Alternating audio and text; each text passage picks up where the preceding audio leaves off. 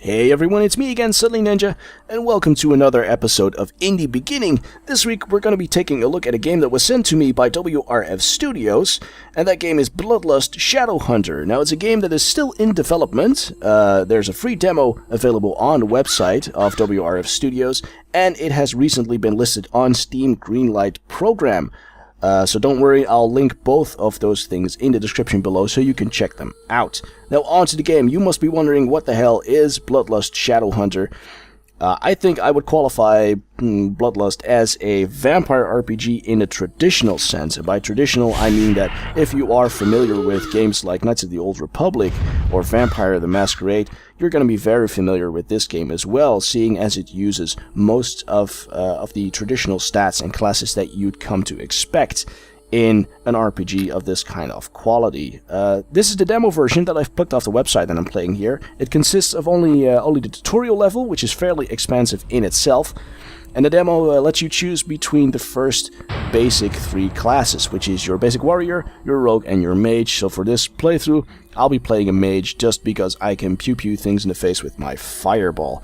And one of the positive points of this game already is being shown here is the fact that they have cutscenes. They've actually included cutscenes in their game demo, which is a positive thing to me, because I know from experience that these things are very difficult to create and to time right and to produce, and it is usually only done when the rest of the game has been completed. So when all of the quests are written and all of the maps are in and the characters in and the voice acting is done. So props for WRF Studios for already putting cutscenes of a fairly well done quality right in there. And another thing that I want to note for you guys is pay exceptional attention to the voice acting in this game. This game uses actual voice actors, and all of the dialogue in the demo has been fully recorded. This game doesn't cheat like other most of the AAA RPGs actually do by just recording only the first sentence of dialogue, or only recording, you know, a greeting, or you know, when you walk away from an NPC and they go goodbye, and that is the only thing they ever say to you. No, this all of the NPCs in this demo have fully voiced dialogue. I'm just gonna press yes on this tutorial mode thing. I have to note that I'm like I said, I'm playing a mage, I'm playing on easy, and I'm playing with tutorial mode on, which means that the game is basically going to show me where all of these secrets are and where all of the traps are, and what not to do when to die. This may seem overly easy, but it's purely for reasons that I want to show you guys all the technical mumble jumble that is in this game. Like I said, we're going to come up to the very first NPC here, which is the tutorial guide for this. Oh, this is my character. Yeah, my character is focusing on this. I'm just going to kill this this enemy first, because my character seems to be focusing on him. Like I said, I have tutorial mode on, so if I approach this wall, it's going to tell me that I can break it. So I press the right mouse button, it breaks the wall, and there's our very first enemy. Like I said, I'm playing a mage, so I'm going to pew this guy in the face with a fireball, and there he goes. There we go. So what was I saying? Yeah, now that we've got rid of that enemy over there, I can tell you about this this NPC. He's basically the guide for our demo level here, but that's not the most important thing. The thing I want to point out is his voice acting. Now, I'm going to speak to him here in a little minute. I want you guys to pay attention to how he is voice acted. It is absolutely amazing. Have a listen. Welcome, fledgling. How was your sleep? So I was thoroughly impressed when I heard that for the first time. And this is not the only thing. If I replied to him by saying, "Did you say something?" "No, you couldn't have. Your lips are sewn shut." My name is Bedok. I am the caretaker here in the ruins.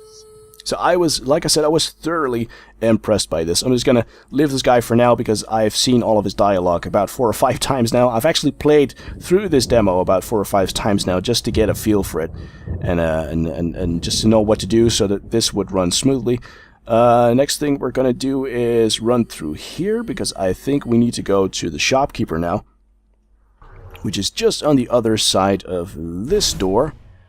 I think we need to talk to her to get the quest, to get the thing, to get the key. It'll all be clear in a moment. Pay attention to her as well. She has some great voice acting as well. You must be the new fledgling, huh? Brock mentioned you, but don't get any ideas about trading here. This is not some local grocery store, you know. This trade shop is set up strictly for excavators of the ruins through an agreement. So again, I'm just going to say it one more time for emphasis. I am thoroughly impressed by the voice acting in this game. It seems to be a very high quality, and I'm very glad they put the effort into it that they did, because it really helps with the immersion and the storytelling. Let's see, she wants us to look... yeah. Thank you. Okay. You can find a few blood wolves in the courtyard area. Oh, blood wolves. Right, we need to find blood wolves and get her some blood wolf furs to in order for her to give us something. I already forgot what I need from her. I'm just going to run through this demo. Also of note that I really wanted to show you is the dark and gritty atmosphere. The texturing seems to be really well done. And there's these old kind of branches and thunder, and I wanted to say rain, but that's actually the waterfall in the background.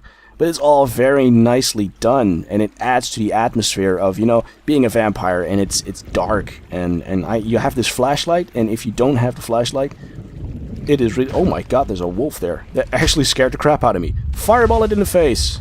Fireball, there we go. This is why I like the mage, because it just fireballs things in the face. What's happening? Oh, did it respawn? I think the shadow spawn back here respawned. Yeah, that might just be a demo thing. Enemies respawning when you re-enter areas. Yeah, it did. It's just fireball it in the face. There we go. Now, I seem to remember that there was a second wolf over here that drops the actual furs that we need for the quest. And there we go. Yeah. Did it drop the loot? Do we already have the furs? I'm not even sure. Well, we've gained a level, so I'm gonna go into my character. This is the character screen. Like I said, it uses the most basics of the stats that you'd come to expect from an RPG like this, like strength, dexterity, charisma, vitality, and all those kinds of things. Charisma is what determines how much life force I have. Now, life force is basically my mana, so obviously I'm going to pump that because I want to have maximum mana and maximum power there. And I've gained a level, so I've also gained 2 skill points. And I'm going to use them to gain a new skill called Mist Form. Now, this is essential as a mage, and it is also a slight point of critique that I have with the class balance in this game. I'm just going to run through here and show you what I mean with this. The whole story behind this tutorial ruin is that you need to get out of there. And in order to get out of here, you first need to be able to trade with her, and we can enable her shop by giving her the furs that we've just acquired. Did you find some blood wolf fur? If the quality is okay, perhaps we can trade a few items. Here, I found some fur, and that opens up her shop. I'll show you quickly, because what she sells is these kinds of keys, and these keys are used to unlock gates. So basically, for every locked gate you come across, you have to buy a key to be able to open it. However, with the skill I just gained, the mage skill Mist Form, and let me just find a locked gate here for you, so I can actually show you. Oh, so I can actually show you what is going on. Fireball this vampire in the face and use a knife to kill him. There we go. What was I saying? Right, the keys. If you come across a gate like this, which is locked, as you can see, and it says key required, you can just go back to the vendor and buy a key. Unless you are a rogue or a mage. Now, rogues get the ability to lockpick locks like this, so if you have enough lockpicks, you can just bypass this without a key, but mages have something even better, which is Mist Morph.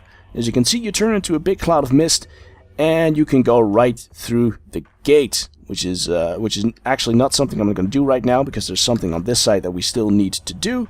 Turn back into her physical form. Now, this is obviously a very good mechanic, and also with the rogues and the lockpicks. The only gripe that I have with this is that warriors don't seem to have a mechanic like this. So the only option warriors get is to fight monsters until you get enough gold, so you can buy a key, so you can open the gate. Now, this wouldn't really be a problem if warriors were vastly superior in combat, say, or vastly superior in health, that you couldn't be killed because of the amount of health you got, but that doesn't seem to be the case. at least not in this demo version. I don't know if they fixed that in the actual game, but this is something I'd like to see corrected if I were to actually buy that. So that's the only gripe I have with the class balance right now. Right, so that's me done for this episode. I hope you've enjoyed it.